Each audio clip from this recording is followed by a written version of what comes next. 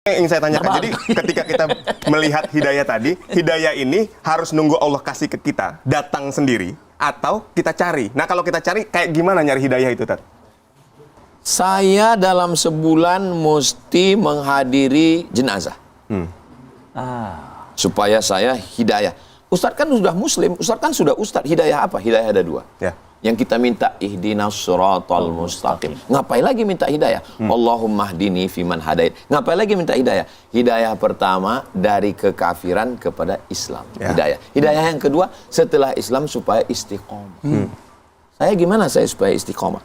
Ini kalau saya di rumah saya di Rawa Terata ini, saya di rumah saya mulia, saya disalami semua.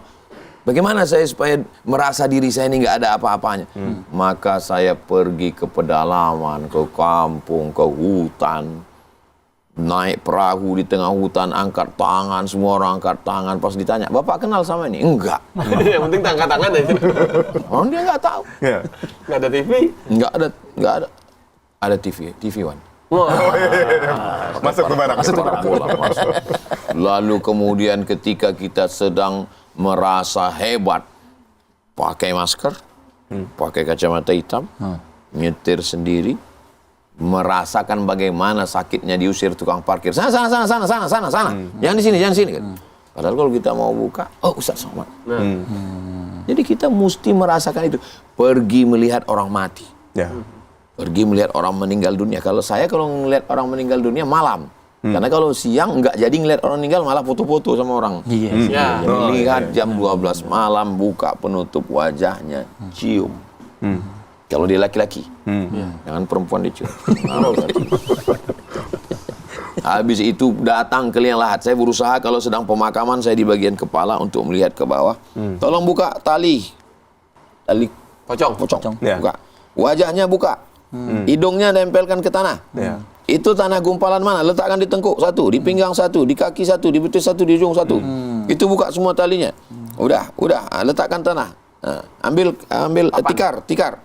Tutup semua dengan papan, tikar tanah jangan sampai guruk. Ya. Pelan-pelan. Sampai habis itu saya baca talqin. Untuk apa? Itulah nasihat titik hidayah yang paling kuat menghunjam ke hati saya untuk menasehati saya. Itu untuk pribadi Ustaz. Untuk pribadi saya sendiri. Saya mencari itu. Nggak mesti menunggu. Bahwa dalam perjalanan itu Allah mempertemukan saya dengan beberapa titik yang tidak saya cari. Ada titik yang saya cari, ada titik yang saya dipertemukan Allah.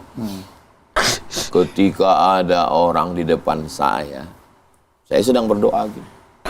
Ada orang di depan saya mengangkat tangan. Maaf. Dia kekurangan fisik, cacat. Dia mengangkat tangan. Padahal dia kekurangan fisik. Ya. Saya yang sempurna secara fisik, doanya gini. Nangis saya. Ya.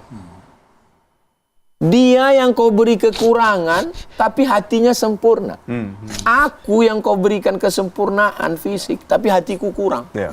Dia di hadapan manusia kurang, tapi di hadapanmu sempurna. Aku di hadapanmu kurang, di hadapan manusia sempurna. Datang malu. Malu kepada Allah. Nggak sesuai nikmat yang banyak itu dengan. Jadi saya menemukan itu. Dalam hati saya, melihat teman yang masih bisa jalan dengan maknya. Pergi umroh gandeng. Mak berapa umurnya, Mak? 80, Ustadz. Mak saya meninggal umur 70. Ya.